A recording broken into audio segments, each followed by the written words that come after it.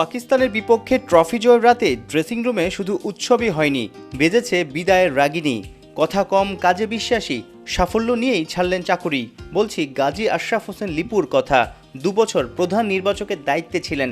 শেষ অ্যাসাইনমেন্টে ট্রফির সাথে পেয়েছেন দেশের 3 ক্যাপ্টেন সহ গোটা দলের ভালোবাসা। 1 বছর নির্বাচক হিসেবে কাজ করা, বর্তমানে কোচিংয়ে মনোযোগী হান্নান সরকার চিফ সিলেক্টর হিসেবে লিপুকে কিভাবে মূল্যায়ন করবেন? খুব ভালো কাজ করছিলেন, এটা হয়তো দূর থেকে দেখে হয়তো মানুষ সেভাবে জাজ করবে কিনা আমি জানি না।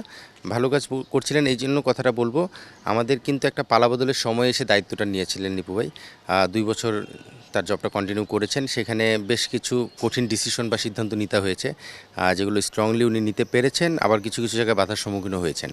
বাট দিন শেষে আমার মনে হয় যে ওনার বিদায়টা একটা চমৎকার প্রাপ্তির মাধ্যমেই হয়েছে, সেটা একটা পজিটিভ বিষয়। চ্যালেঞ্জটা কোথায় কোথায় থাকে যখন হোমে খেলা হয়, বাহিরে খেলা হয়? হয়তো 25 জন থেকে 15 জন আপনারা বাছাই করেন, কন্ডিশন বিবেচনা করে, প্রতিপক্ষ স্ট্রেন্থ সবকিছু বিবেচনা করে 3 জন মিলে একটা ডিসিশন নিয়েছেন। হয়তো এটা হিতের বিপরীত হচ্ছে, সোশ্যাল প্ল্যাটফর্মে সমালোচনা হচ্ছে, বা ওই প্লেয়ারটা খারাপ করাতে আপনাদের 14 গোষ্ঠী উদ্ধার করে দিচ্ছে।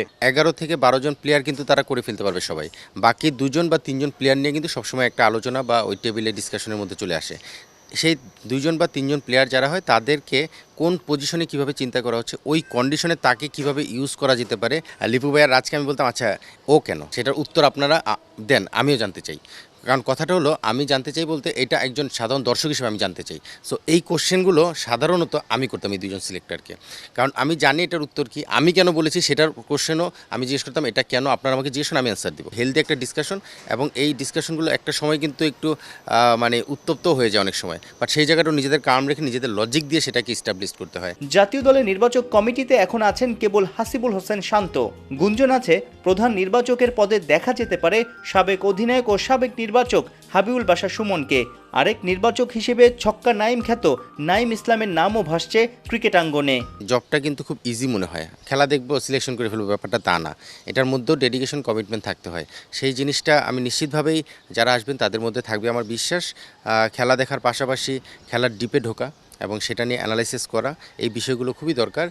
যেটা করলে হয়তো ভুলভ্রান্তি বা বিতর্কিত যে সিদ্ধান্তগুলো আসে সেগুলো কমে যাবে। আমাদের যারা ডোমেস্টিক ক্রিকেটের সিনিয়র কোচ আছেন তাদের সঙ্গে যেন ডিসকাস করে। কেন ডিসকাস করবে? তারা ওই প্লেয়ারের পারফরমেন্সের পাশাপাশি তার সম্পর্কে জানার জন্য সেই কোচের কাছ থেকে একটা ভালো ফিডব্যাক পেতে পারেন। সো এই যে এই ডিসকাশনের ডোরটা যদি ওপেন থাকে আমাদের সিনিয়র কোচদের সঙ্গে আমাদের সিলেক্টরদের, তাহলে যেটা হবে ডেভেলপমেন্টটা ভালো হবে এবং ডিসিশন মেকিংয়ে রাইট সিদ্ধান্ত হওয়ার সম্ভাবনা বেশি থাকবে। বাংলাদেশে যেই প্লেয়ার ন্যাশনাল টিমের বাইরে থাকে সেই দর্শকের কাছে সবার কাছে ভালো প্লেয়ার হয়ে যায়, তাকে নিয়ে আসলে বেশি আলোচনা হয়। কেন এই প্লেয়ার দলেরই?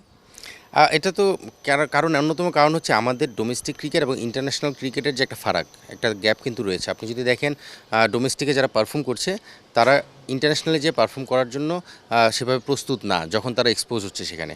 সো আমরা কি হয়, যখনই ইন্টারন্যাশনালে কেউ ফেল করছে, ডোমেস্টিকে যে পারফর্ম করেছে তাকে বলছি যে তাকে সে বেটার অপশন। সো সে যখন আবার যাচ্ছে সেও ফেল করছে।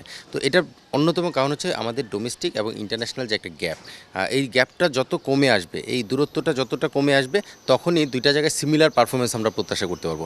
সাইফুল রূপক, 71।